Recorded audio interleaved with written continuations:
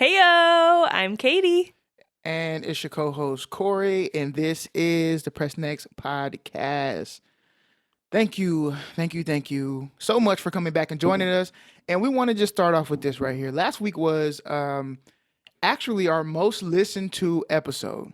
Woo! Yes, Woohoo! yes, it was, and we appreciate it. So that was a big episode for us, and we want to continue to do so much more. And we really do enjoy doing this. Obviously, because it's stuff that we do in our free time, right? But we enjoy it more when we're able to engage with you all, and we're glad if you listen to it. We're glad that you listen to it. So we're very happy to have Yes. a fan base. We love you all. Thank you for keeping us going. Yes. You feel, And if you're here from TikTok, thank you so much. So, yeah, definitely. I don't know if y'all know this or not, but Corey had a little controversial video Oh my that gosh. went a little viral. Why don't you tell them about what your controversial statement is? Yeah, so I made a TikTok that was just supposed to be funny, and it was about how the MCU Tony Stark is not Iron Man. Okay, now this is a hill that I'm willing to die on, or I'm willing to be proved wrong, but nobody has yet to prove me wrong when it comes to this. Now this sparked a bunch of conversation, which is great, but also during the summer months, I think we need to do an entire episode over MCU, and that's what we're gonna do. Yes. Yeah, and I'm so down for that. I mean, we both enjoy MCU so much. So if you're here from TikTok, welcome. We're so happy to have you. Definitely. And we want to have And you on too. If we can go toe to toe with this, I'm telling you. I have not had a good argument yet for the MCU Tony Stark, but TikTok has been great to us, so we appreciate that. And another layer that I'm going to add, also because of TikTok engagement, is of course our title is Press Next Podcast, right, Katie? yep, that's it. So also what we're going to do when it comes to Press Next is music as well. So here's what I'm going to try to do. Here's my angle with this. On Fridays, when I have the time on Fridays, I'm going to try to go live. And I don't know, maybe we'll call it Fresh Fridays. And so if you are an artist who is just trying to get your music out there, I'm just going to go live and tell y'all to submit music, and we're going to listen to music live. And I'll tell you how I feel about it. If I like it, I'm going to throw it on the Fresh Friday playlist, and we'll keep that playlist going for however long it is, and we'll switch it up, drop songs in, drop songs out. But yeah, so you can either play or press next on the music as well. So just another element that we're trying to get and give and engage with y'all. So if you love music and you want to suggest music or you want to listen to music with us, we'll start doing that on Fridays as well. Now I know that's kind of Dope. news to you, but something I want to add. You looking over there like you looking at the dog. You looking at the dogs? Yeah. Sway saw someone. Uh-huh. Okay. Yeah, our dogs are sometimes in the room with me, locked up, sometimes roaming around. So it just is what it is. But anywho, for y'all who have come to this episode, again, we'll tell you like we do at all times. You can pause it here. We're going to talk about Bombshell, which is a movie that is built as a group of women take on Fox News head Roger Ailes as a toxic atmosphere he presided over the network at Fox News. So this is based on a true story. They did a great job of casting, but if you have not watched the film and you want to watch it before you listen to this episode, pause it now, go watch it. It's on Hulu, and also it's on Amazon Prime, I think. It's on 2 watchable platforms, so you don't have to buy it or nothing like that if you already have those things. And or if you don't want to pause it, you can listen to this and then go watch it. Now, last episode, we kind of talked about coercion. This episode, I think we're really going to focus more on hostile work environment and like sexual harassment. Because I would say that's probably the biggest gist of all of the movie. Wouldn't you agree?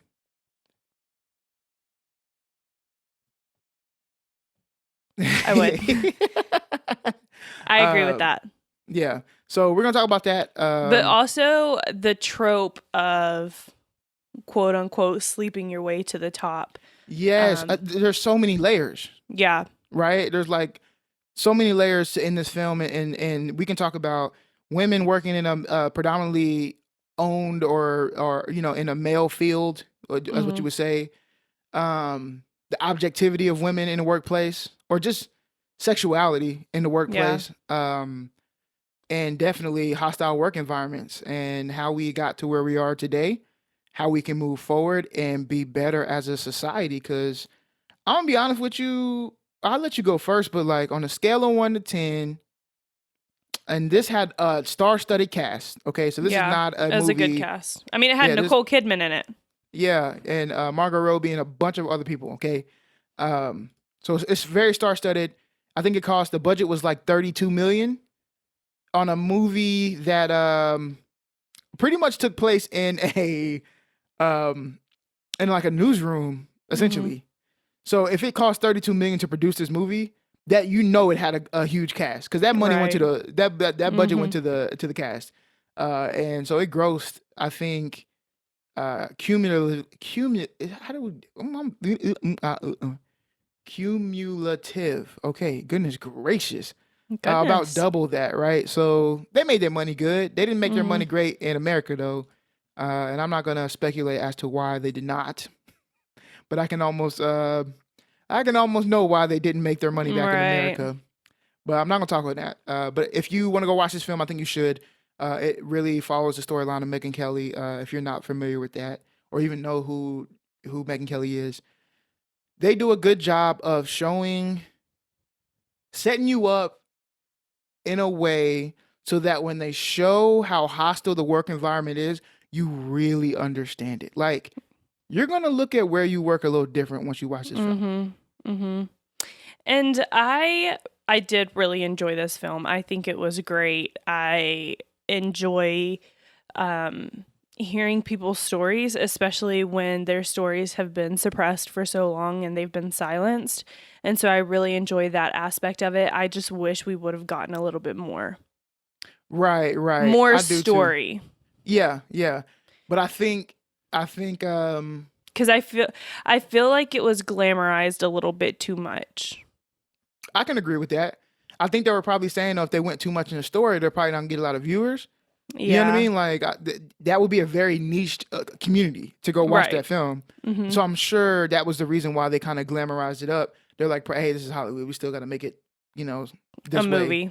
for people to go watch it, so we can Yeah, make our cuz money it's back. not a documentary. It's a movie. Right. It's a movie. So of course some stuff is probably out of context or whatever. And obviously this is from pretty much told from the side of the women.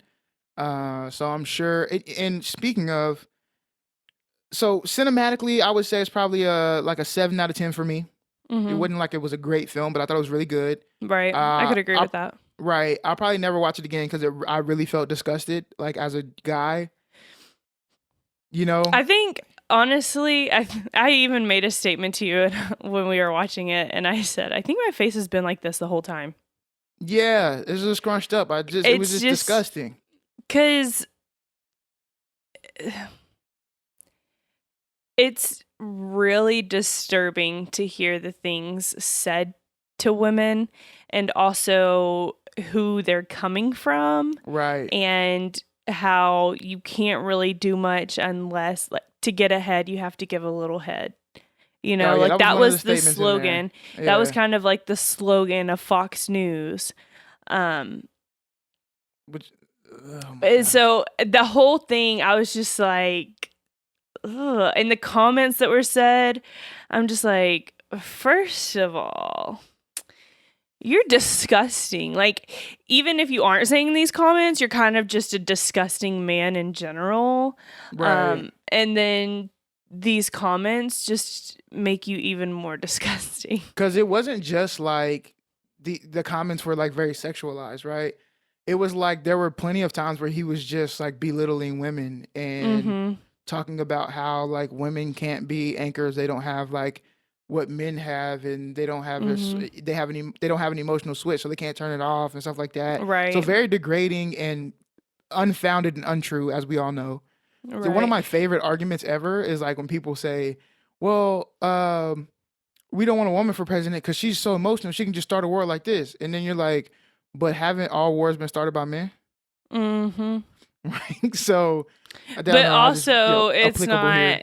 it's not, one single person isn't gonna Yes. lead us into war. Right. So I that's just mean, they are the just commander in stupid. chief, but just stupid. But yeah, it's just I felt as if the mature version of me, um, in the work environment, I'm like, man, I would never say this stuff at work. I would never say it at home. Mm-hmm. And then I start to think about like, man, I've complimented people before. I've done this before. Did I make people feel a certain way Mm-hmm. in me doing that? And so I think the really big part of this movie and what you will see is that there's very clearly a disconnect between intent versus impact. Yeah. Does that make sense? So, Explain that. okay, so we're talking about intent and impact. I'll give you a personal story. Most people think that I'm a very flirty person, and I'm not going to disagree with that. Okay, that's very much so a part of my personality and my identity. I tell him that all the time. As his Right. wife, I'm like, you're so flirty. Yes, and I will accept that. Not Now, back in and not in a jealous way. It's just who he is. Right. And we Now- both accept that. yes, it was hard for me to necessarily accept that for the most part because a lot of people that I grew up with and or ladies that I was trying to court or be in a relationship with, they weren't going for Court. that. A court. I know. I feel like I'm like in the 1945s or anyway. They weren't necessarily ready for that because I enjoy making people feel good. Like that's just like a thing for me. And so I'm very talkative and I can talk to a brick wall or a brand new person. It doesn't really matter.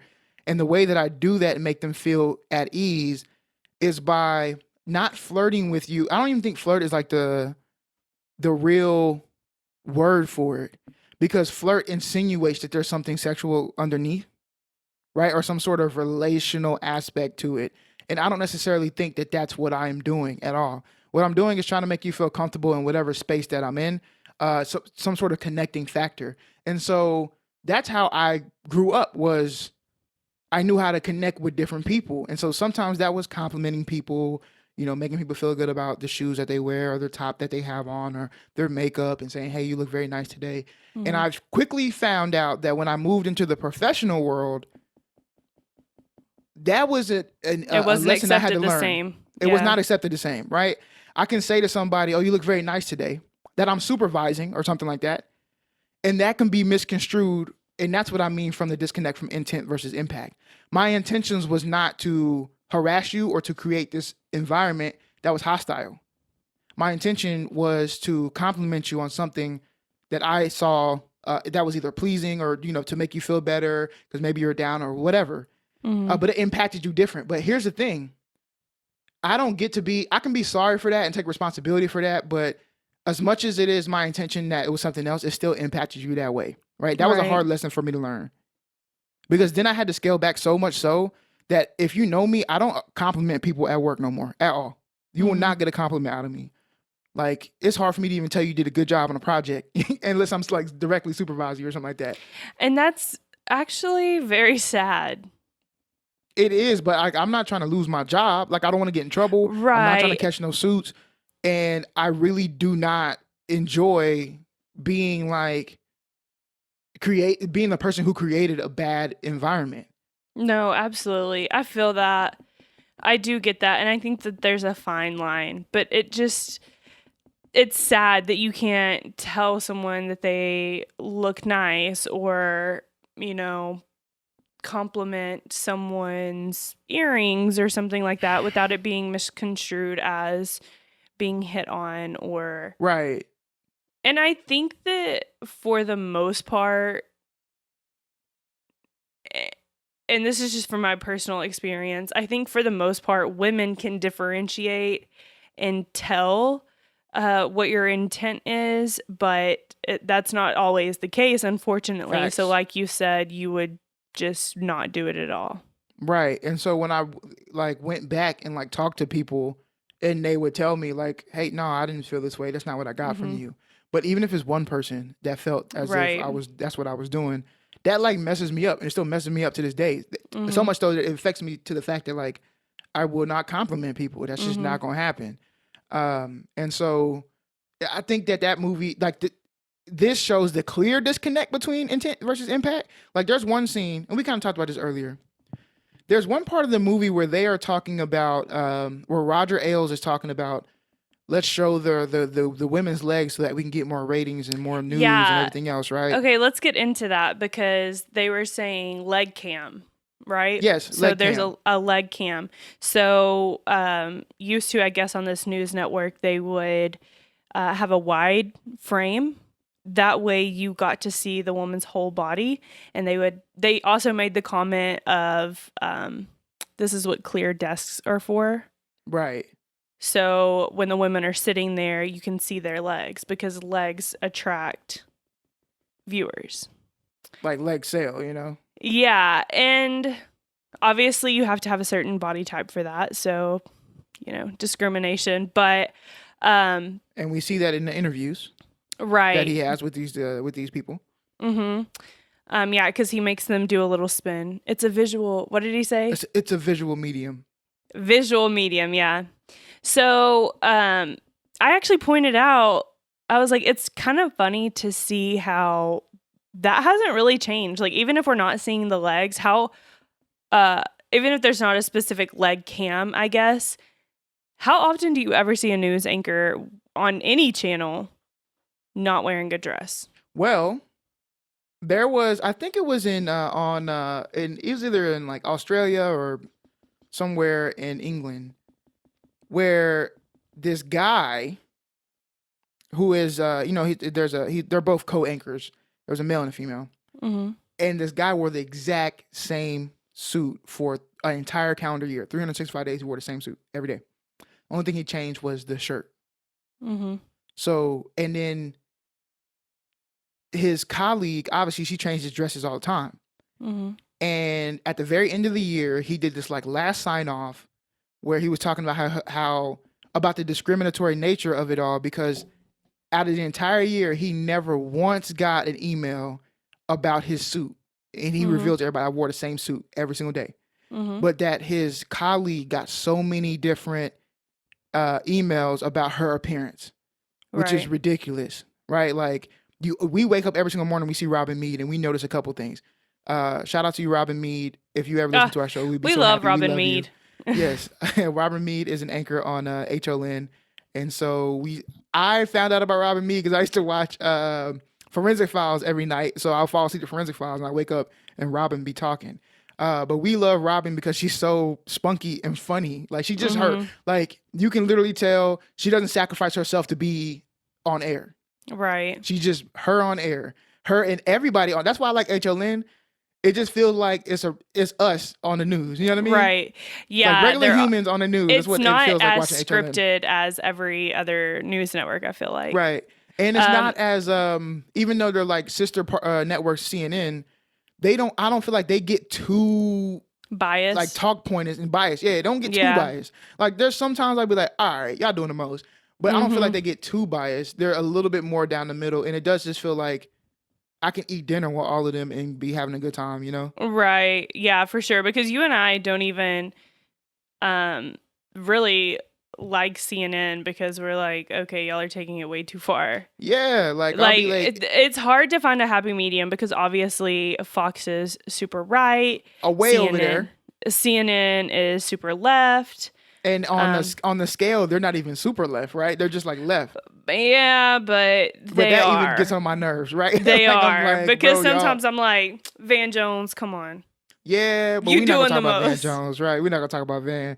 But we're Robin. But shout out to Caitlin Collins. That's my girl. Caitlin Collins. That's your girl. That's your girl. She's the White House press sec right now, right? Yeah. Not press sec, but correspondence for HLN or CNN.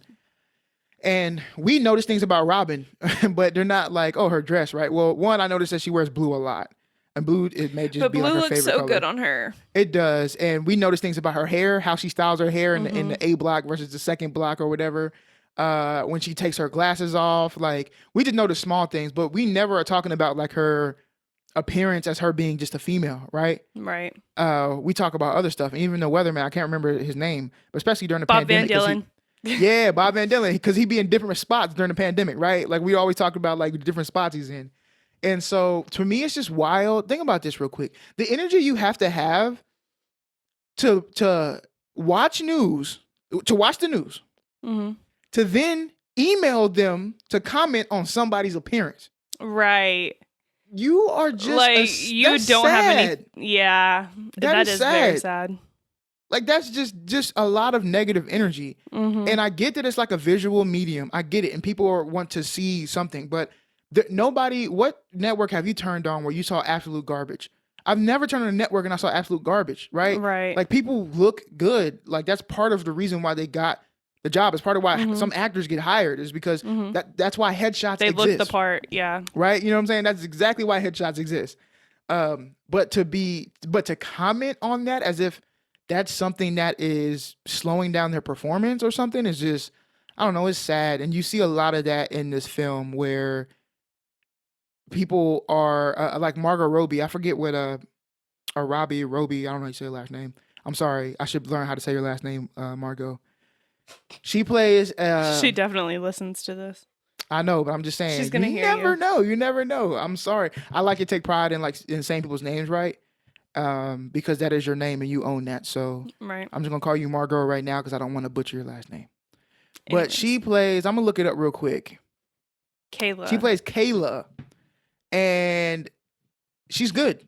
She's good. She has everything that she needs to be an anchor or on a TV show, doing the talk points and everything else.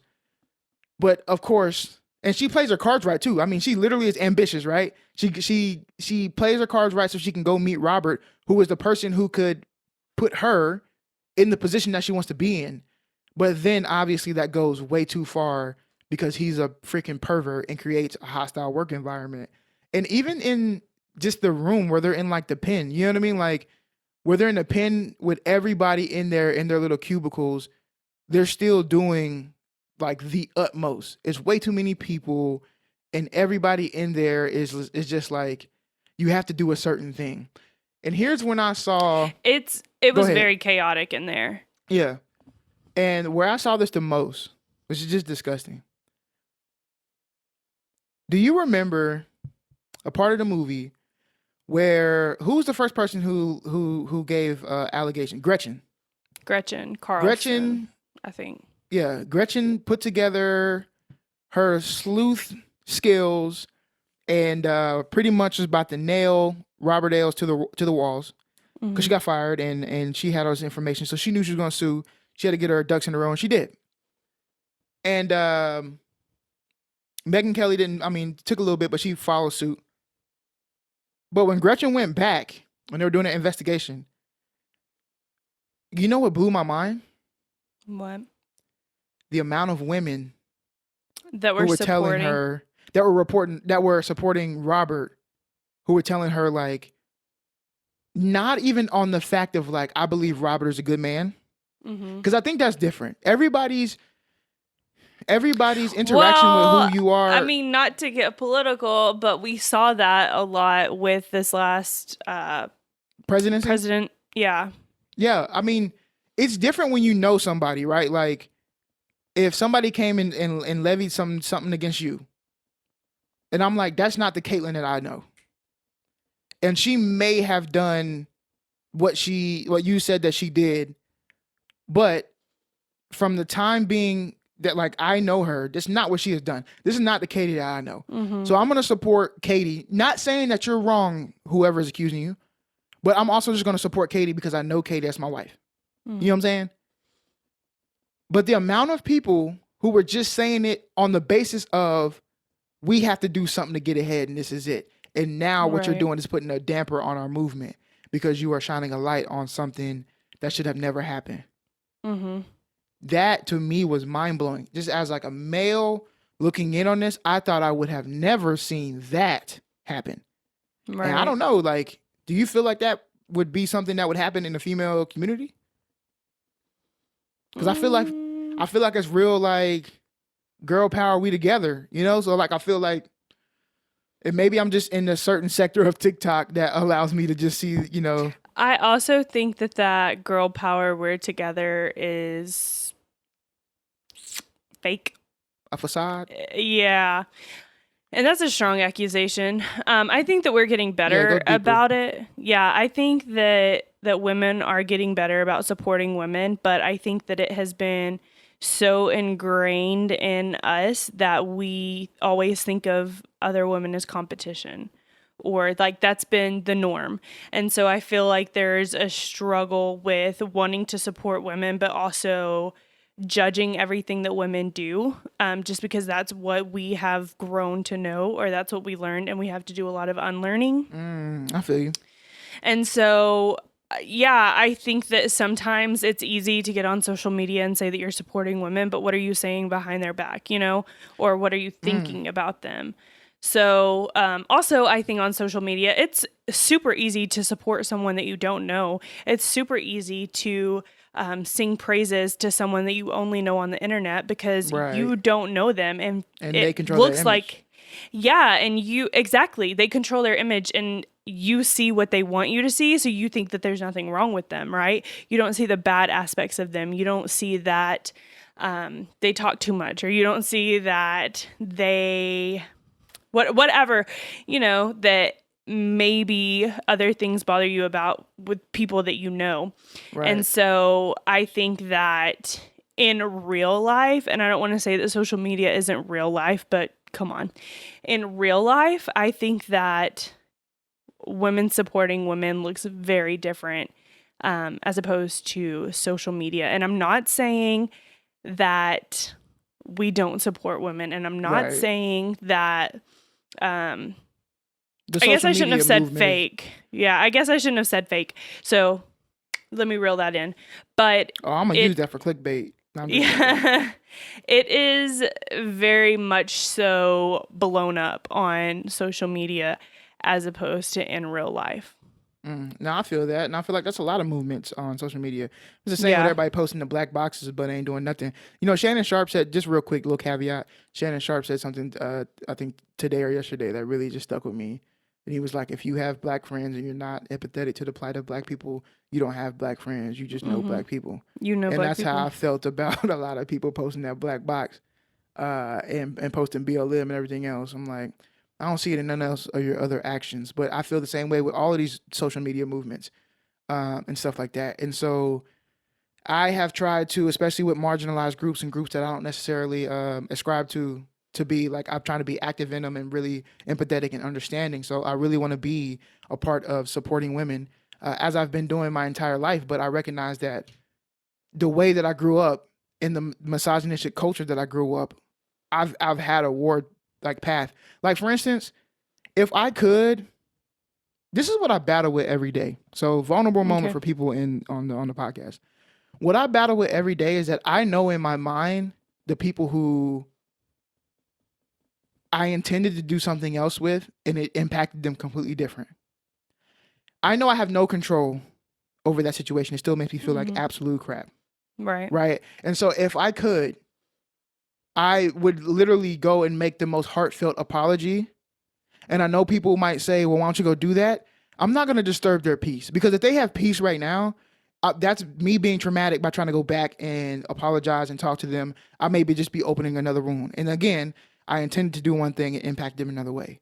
So I would rate for that to be like something that they reached out, and then I would do that. There's not a person that I don't want to like reach out to and be like, hey, I'm not, I was wrong. I did not intend for whatever to happen between us to happen. And I know that it is what it is, and I have to accept that, right?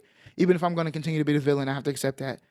But I'm not going to reach out. And so I feel like I battle with that a lot, but I'm not perfect, and y'all aren't perfect, and you're not perfect, and we're going to live lives, and we can just be better, essentially. Well, and just going off of that, yeah, I feel like we all have that, the intention versus impact. I feel like we all have had intentions of something being one way, like in a relationship where you think you're doing what's best for this person, or you think you're doing what's best for the relationship, but really you're hurting that person. Right.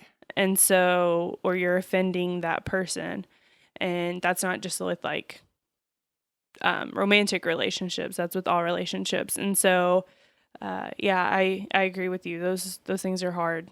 And I would accredit that to like me maturing, but also to you.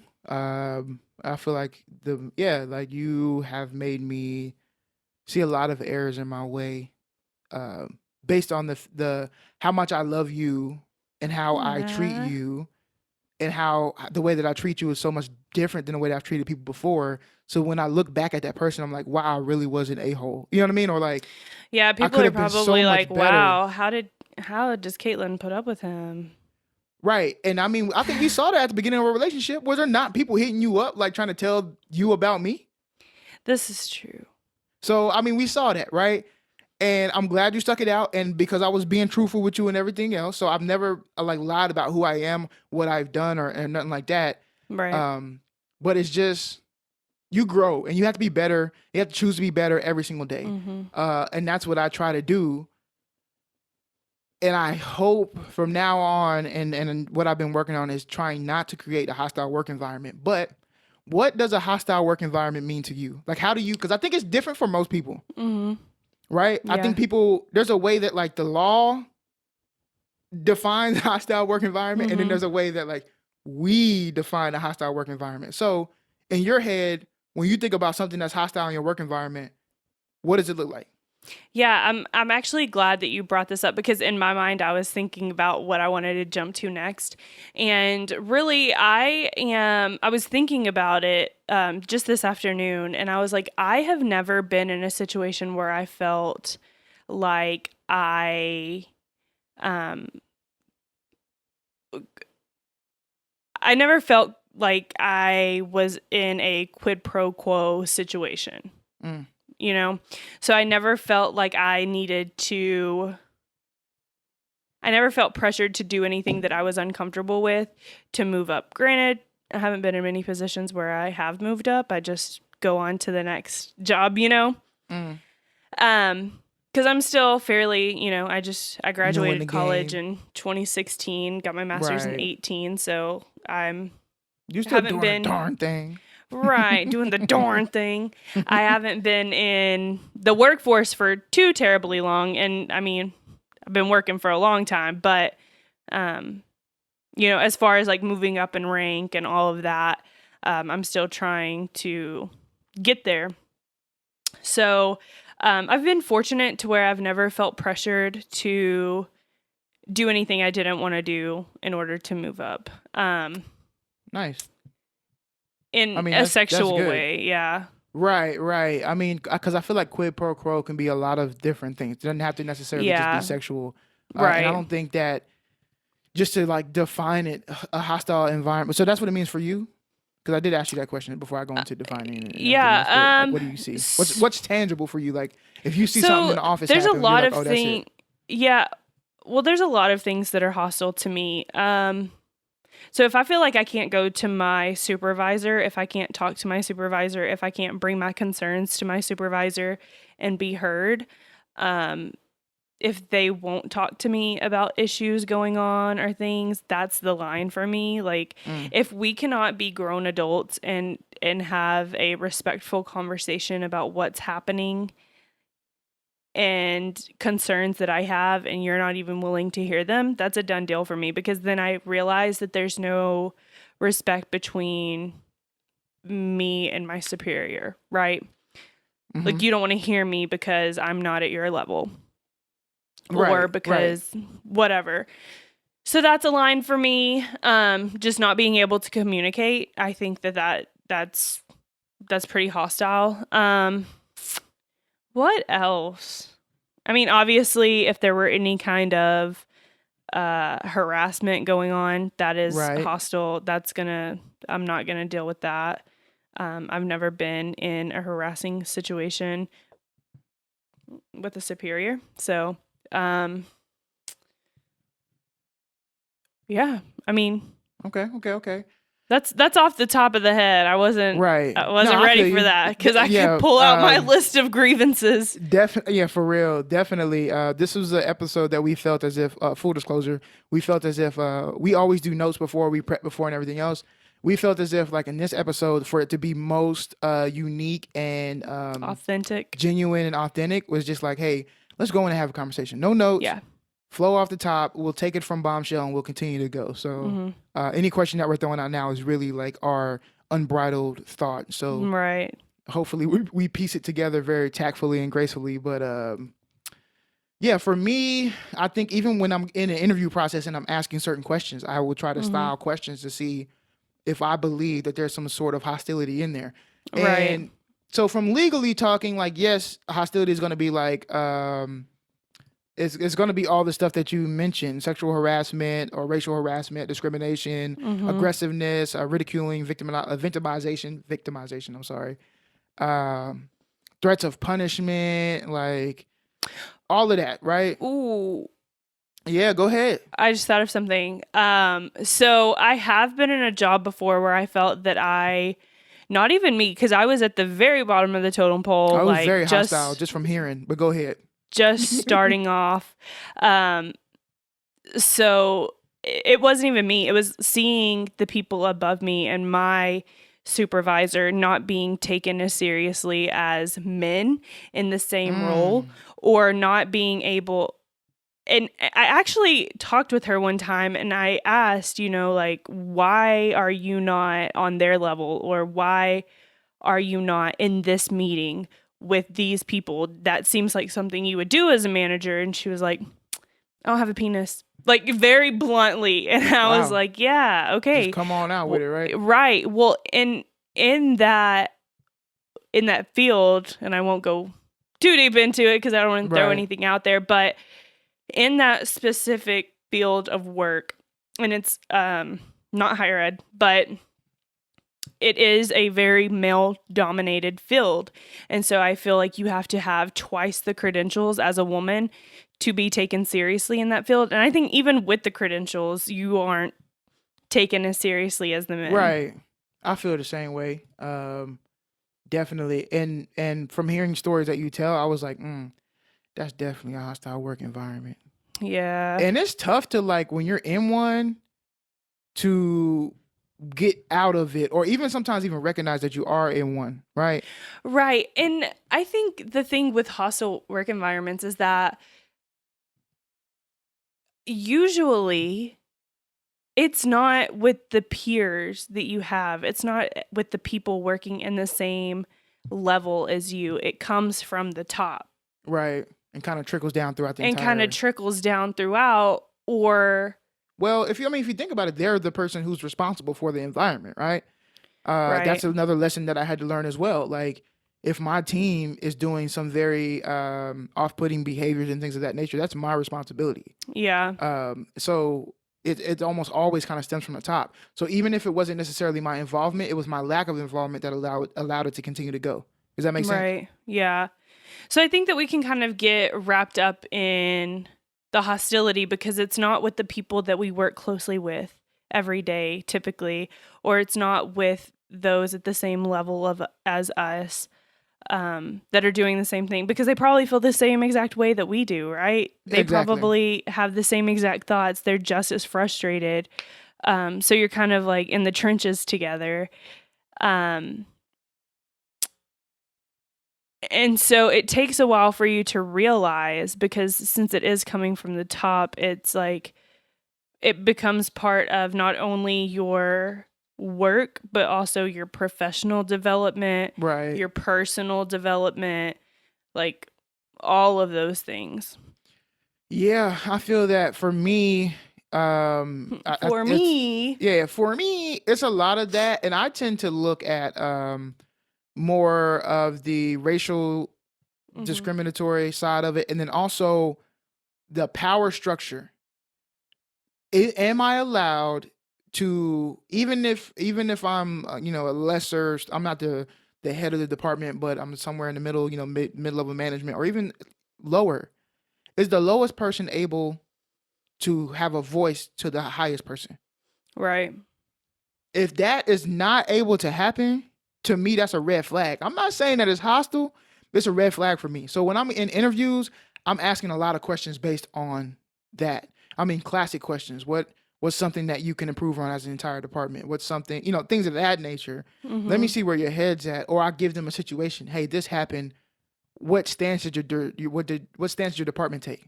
I think that's also a good question to ask, because you know that not every department is, how they ask you what's your weakness, and if you just give a positive answer, they think you're not self-aware, things like Exactly. that. So that's a good question to ask, because not every department is perfect, not every job is perfect, and all departments and all careers and all businesses can improve upon things. So when you ask them, like, what's something you can improve upon as a department, and they just give you some whack answer, you're like, okay, Right, either exactly. you're not self-aware of your department, or You're lying.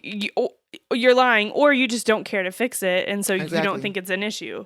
And so typically I'll phrase that question like, That's good. like Ooh, we what out here is giving we some out here little giving gems? We dropping gems. advice. Yeah. Like I'll phrase a question. Hey, what is an area that you would like to see improved, and how could I help improve that? Right. So then they're like, all right, now I got to think about, because then now you're giving me tips of, if you hire me, you already told me what you would like for me to do to help you improve whatever area it Right, is. so you can come with it. You can Boom, just I'm already prepared. In that first like yeah. 6 weeks or 6 months or whatever, I've done parts of the things that they asked me to You do can in the start interview. right. You I can can start start get the being the ball change. rolling. But that's also just a thing for me. You give me no answer, and it's all positive answers. If I ask you a question of where you can improve and everything's positive, you're lying. Right. There's no place on this earth where everything is positive besides maybe Disney World. I'm just joking. Because we all know that Disney's got its issues too. I just watched a YouTube video today about I don't know, Room 33 or Club 33 at Disney's, like a secret members only club. Not gonna go down that rabbit hole. Just wanted y'all to know. Look it up. I'm gonna watch it now. Okay. But yeah, so that's what I'm looking at. But I want to bring up this. I want to read this so I don't get it mixed up, because I Okay. want you to know legally what is a hostile work environment. What are the legal requirements? Okay. So one is the action or behavior must discriminate a protected right, such as age, religion, disability, or race. Okay, that's number one. Mm-hmm. The behavior, this is the big one for me. The behavior must be repetitive and last over time. Short-term one-off instances should be reported to your HR committee. However, it is not considered a hostile work environment. The problem is hostile when it continues over time and is not addressed.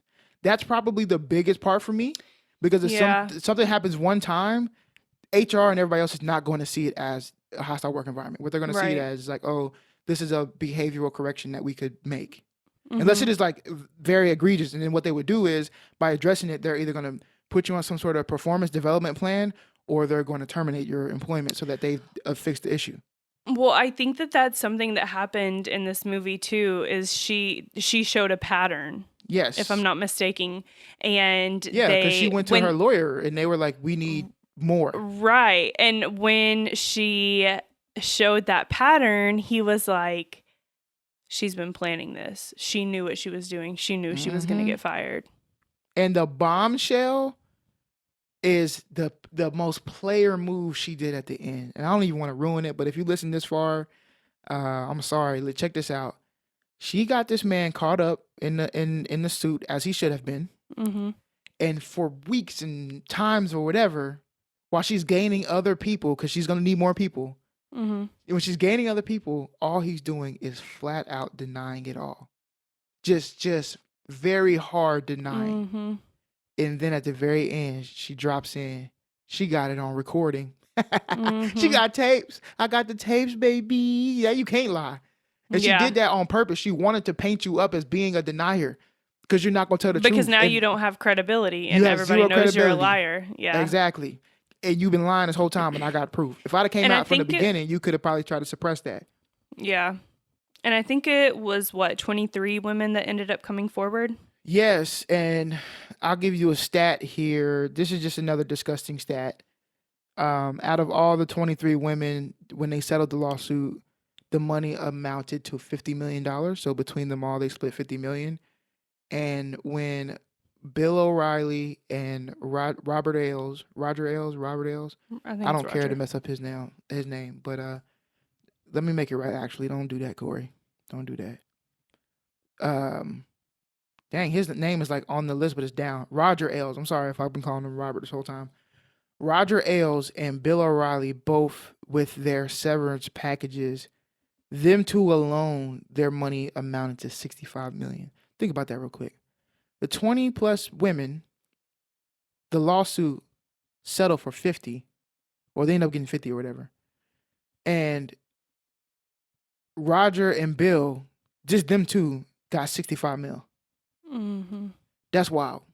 And so if you don't think that there's some sort of issue with pay in this country and versus male and female, you're just mistaken. All right, let me go to number 3 real quick. So number 3 for the legal requirement. So we just talked about it has to be repetitive and last over time. Number 3 is the behavior must be severe. Not only should it continue over time, but it must seriously interrupt the employee's work and or career progress. That's number 3. And then number 4, it should be assumed that the employer is aware of the hostile action or behavior and did not intervene before the situation is legally hostile. As a result, the employer is liable. So the thing is, the amount of overwhelming evidence you have to prove that your environment is hostile is ridiculous. Mm-hmm. That's why I think that when it comes to like when you say that there's a hostile work environment, and you don't get the answers that you're looking for legally, that's why I think there's a difference between what, legally what they think is hostile versus what we think is hostile. And we can kind of see that with the news anchor from KOCO who just resigned. She literally just resigned like yesterday. Wait, what happened? I didn't know about that. Yeah, she is. Let me look up her name real quick. Because KOCO, she's a black woman. Like Oklahoma? Yeah. She's a black woman who claims that there was she was subject to racism and a bunch of other things, and that she brought it to people's attention and it just never got fixed. And she did it was huge news in Oklahoma. She did like a 17-minute YouTube video that I watched all of it today. And she read her resignation letter on YouTube as well. And I think you can kind of see it here. In this situation, they did an investigation, claimed that it wasn't a hostile environment, but she had all the receipts. So I don't know how that one made it out. I have no idea, but it slipped through the cracks. So I think it's just so hard to prove that the environment at work is hostile, Right. That's sad. Well, and going off of that, it is hard because a lot of times that hostility is based on the impact of someone else, right? So if it's just not blatant, if you're not blatant. Wait, why can I not say it now? With your if country it's not self. just blatant. Oh my gosh, I can't say it now. What's happening? I just keep saying blank. If it's not just obvious, there we go. You are asking me for sexual favors or whatever, then I think that it's hard to prove, because you can say, I was skipped over for this opportunity, even though I clearly deserved that opportunity or whatever. That's kind of hard to prove because that can be dismantled in several different ways, Right. And we see this in the movie too. Even though you know exactly why you were not chosen. Mm-hmm. Yeah. And we see it in the movie in a couple ways. One is the lawyers keep asking her, did he ever actually say this is what he wanted? She was like, no, but he suggested it. And he was like, I need more than that. I need, even if he did suggest it, I'm going to need it in recording. I'm going to need other women to show a pattern of behavior. I need all of that. You can't just say, oh, this is what he meant, right. Because that could have not been what he meant. And he broke this down in the scene with Margot. It was just like brilliantly written, I think, where we all get the suggestion, right? Or like my boy says on It's Always Sunny, because of the implication. So we all get the implication of what is going on, but he's using words so slick that he can kind of get around. Right. Right? And oh no, what I want is loyalty. But I need you to how are you going to show that you're loyal? How are you going to show that you're loyal? That can mean anything. I need you to think of a way that you can prove to me that you're loyal. Right. And she could have been like, well, I know somebody finna snitch on you. Does that, you know what I'm saying? But we get the implication. I'm sorry. If y'all have not, y'all need to go watch the episode on It's Always Sunny. First off, shout out to It's Always Sunny. We love that show. There's the episode where they buy a boat. I think it's called The Gang Buys a Boat. And yeah, and Dennis is trying to go out on the seas and break all the rules, and he keeps saying because of the implication. But obviously, Mac is not understanding what he's saying. So if we say that a lot, that's from that episode. And but the movie is just like it just brings up so many discussions to be had, so many things that you have to personally reflect on. And here's the thing that really, you know me, I'm not caping for all men, but I will say I would be remiss to say that this also does not happen to men. It Right. more grossly happens to women. I will definitely attest to that. It happens way more to women and probably in a much grosser fashion. But men go through the same issues. Like, and I've had it happen to me. But we, for the most part, we're not conditioned to think about that. We haven't been too objectified in our history of this country. Men have been objectifying women. You know, does that make sense? And you just really have to like it brought to light. We talked about the context of the guy saying that he liked the girl's dress, right? And any other day, that's just maybe a compliment, you know? But when in context of where it was at in the film, you can tell it was like a disgusting backhanded compliment. It was Right. like But then you saw after Roger was fired that was same girl scrambling. was wearing a pantsuit, and he was like, Exactly. "Oh, pants." Right. And so then And you she knew said, again. and then she was like, "F you." Yeah, exactly. So you knew like it was never about the dress looking good. It was always about how Her you were legs. sexualizing me, right? You know what I mean? It was always about my legs. You didn't have to comment on it at all if you didn't want to. But it was always about that. And he was like walking out kind of saying like, "Oh, I've always kind of," and that's when the seat gets hot, is if somebody at the top gets, if you're in a hostile work environment and somebody at the top gets fired, you can almost bet that you've probably perpetuated some of the same stuff that they did. So you know the seat is hot. You know what I mean? And sometimes you And just we get caught coming up in for it. But that's you. exactly. But all in all, I really do think like watch the film, and then when you watch Yeah. the film, think about your work environment, and if you have a job, I think you should be, grateful that you are having income, but that doesn't mean you have to be the bottom of the barrel and accept just anything that happens. You Right. don't have to be talked down to. You have your credentials for a reason. You are smart. If you had degrees and you're using them degrees, don't let nobody. You put in the work in for that or anything. You don't have to have degrees. You put in the work to be where you're at. Okay.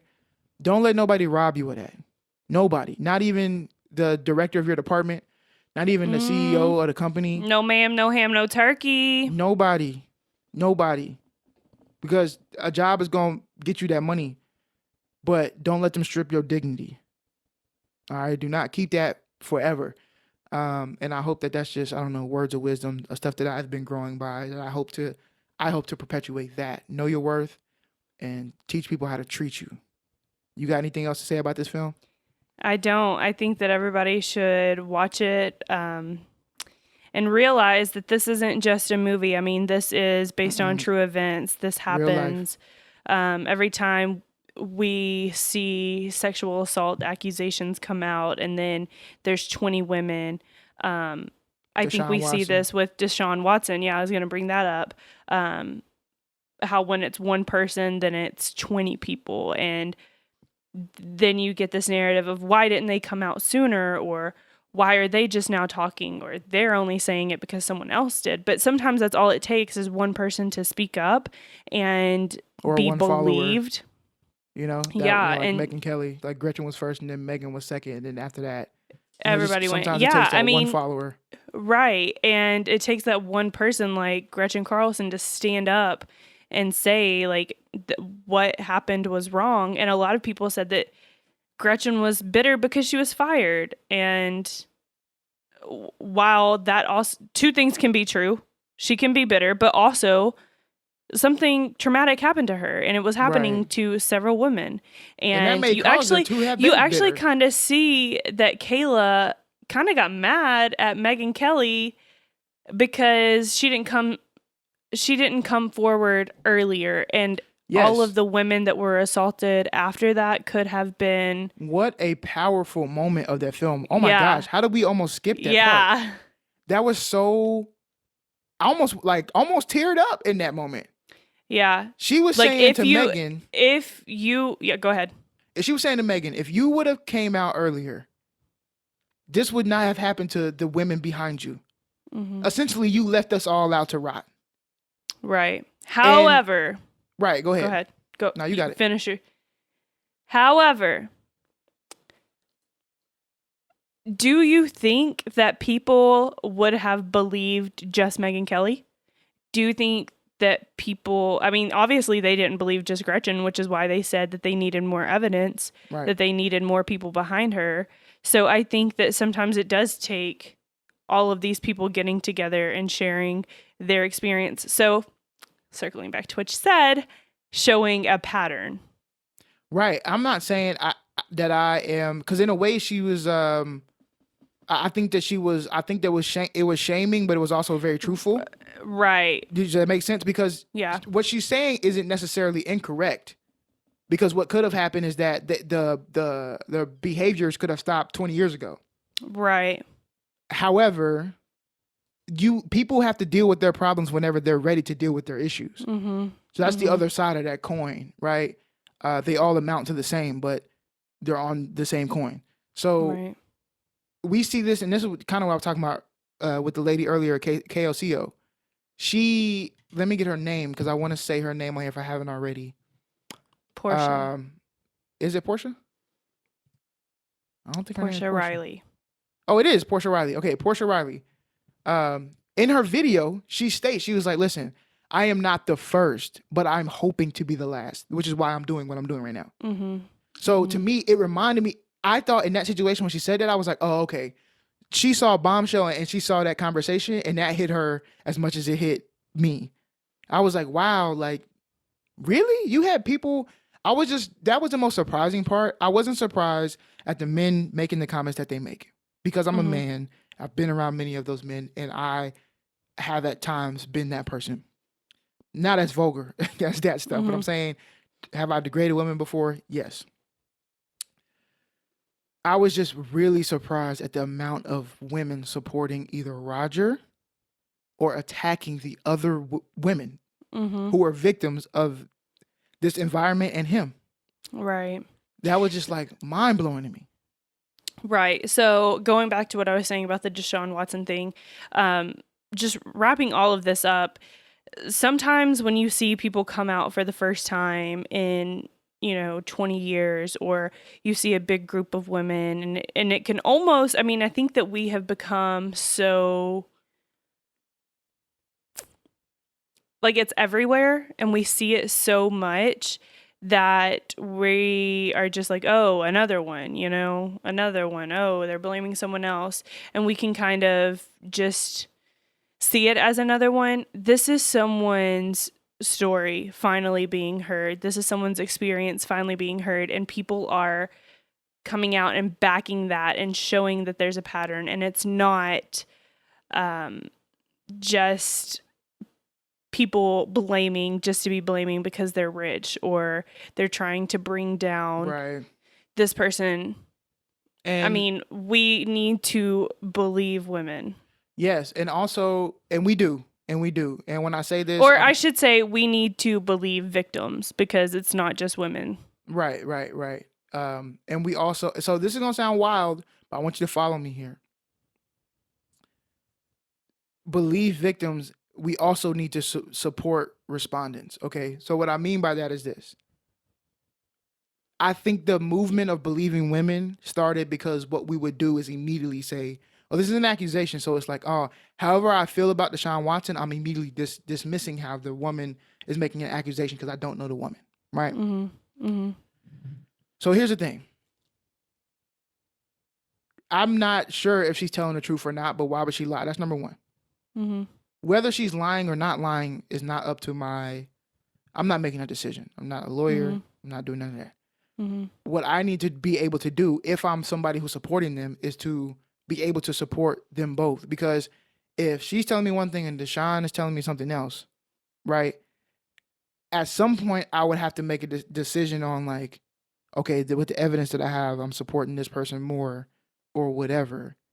But I also need to help Deshaun get to some sort of light of not necessary comfort, but resource to get him help that he may or may not need. So if I'm a friend of Deshaun Watson, I'm saying, hey, bro, this is the allegations and stuff that I'm hearing is disgusting. Like, I'm not even going to lie.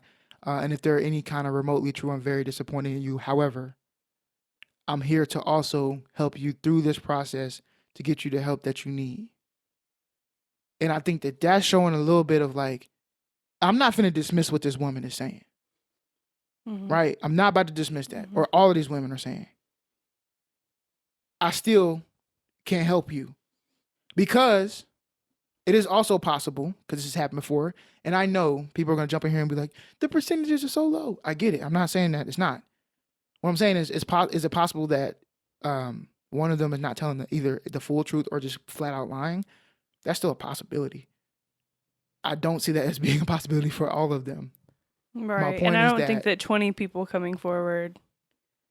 That's what I'm saying. I don't think they could wrangle up 20 people to say, okay, we're going to all have the same story. Right. But, I mean, you think about it. You could have one in there that might fabricate some details based on the rest. That's what I'm trying to say. And then if you get that, then you kind of ruin the credibility of all of them based on one case, which is what I don't like, which is why I don't like when, like, I really applaud when everybody's coming out. But if you wrap them all into one case, if one person becomes not credible, they spoil the bunch of everybody else. Does that make sense? So that's what I'm saying. And if Deshaun or somebody is focusing on that one person that they know is not the credible one, then it's kind of a wrap. But I'm just saying what I don't want to do is throw people to the wayside, because there are people who have been to prison and have done time and have their life has been ruined based on something that either didn't happen or wasn't fully there. And so they need help too. Not saying that they should not be punished and everything else. All I'm saying is that they also need help as well. Yeah, I feel that. I mean, and I get that from just me being somebody who works in higher ed, specifically with like Title IX stuff, right? We have to be non-biased. I have to show the same amount of treatment that I have with a victim, with the respondent. So that's where I get that from. I'm not showing any favoritism, but the victim story is just as important as everybody else's story. So let's hear it all. Let's get everybody the help and the resources that they need. But anyway, let's wrap it up. Don't want to take too long. Thank you all for staying this entire time. Yes, you know how we wrap it up here. We come to you. This is in church. This is time for the offering. You know what I mean? Stop. We passing that plate around. Don't you hear the change? Ching, ching, ching, ching, ching. But we like that silent money. So if you, the one that just goes, or the small noise money, the one that goes, and like a Venmo or Cash App. So if you want to donate to us to help us out, we are self-funded. We do not have a Patreon up or nothing yet. So if you want to throw us a couple coins to help us out, again, if you want to give us the whole Joe Biden stimmy, you can do that. If you got kids and you're about to get a $300 check till July, we can do that too. Or if you just want to send us $1.50, that's fine. If you just want to support us, show us some love on our pages. Show us some love. Leave a review. Yes, leave a review specifically on Apple Podcasts, but you can really leave one anywhere. Leave one on the Audible as well. I like our Audible platform, and then hit us up on TikTok, okay? Press Next Pod on there, or Cori_Middleton. That's probably, I run a lot of stuff off of my personal page and just kind of throw it over to my Press Next page. So come find me on TikTok. Follow us on Twitter, Press Next Pod, Instagram, Press Next Podcast, and we are trying to engage with you all. So click the link in our bio, fill out them forms, suggest movies, engage with us. We love you. Send us an email, pressnextpodcast@gmail.com. We will answer it live on air. On the air. That's how I'm gonna start saying air from now. On the air. She's gonna hate me because I'm gonna do it for like a whole week. All right. And of course, we sign off the same way. And of course, when you're watching Netflix and it's a rainy day like it is today, and Netflix asks, are you still there? Always press next. Peace out.